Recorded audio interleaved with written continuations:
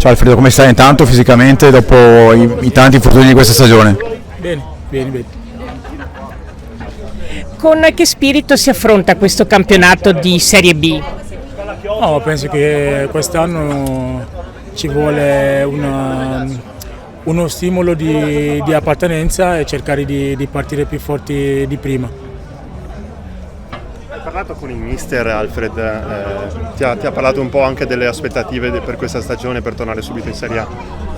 No, allora io con mister direttamente non ho ancora parlato, ma sicuramente conoscendolo penso che è uno che comunque ama il suo modo di allenare, quindi noi comunque dobbiamo seguirlo, cercare di dare il nostro meglio per poter far vedere quello che ci chiede.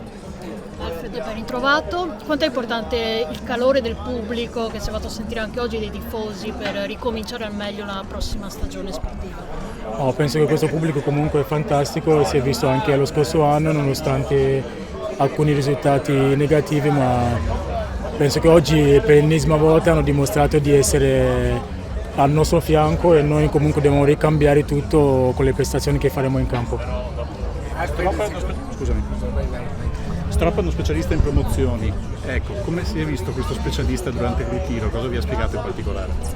No, il mister secondo me è uno che comunque ama quello che fa e ci sta spingendo ad andare oltre i nostri limiti e sta cercando di valorizzare le nostre qualità, quindi io penso ancora di avere ancora quella voglia di migliorarmi e cercare di mettermi a disposizione della squadra.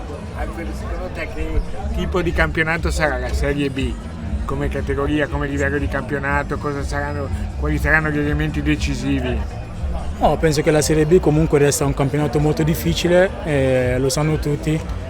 E a questo punto noi dopo lo scorso anno pensiamo scendere con un altro tipo di spirito perché comunque non sarà uguale, ma dobbiamo affrontare ogni partita come se fosse ultima e cercare di prendere più punti possibile.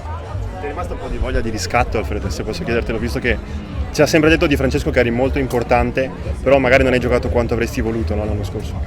No, ma sicuramente perché l'anno scorso ho avuto anche una serie di infortuni che mi hanno permesso di dare una grande mano alla squadra, perché comunque mi sentivo ancora un po' in debito, diciamo, quindi quest'anno sono partito molto bene, devo soltanto cercare di stare bene per poter dare una mano a questa squadra, che comunque la squadra penso che sia pronta e può dire la sua sul campo.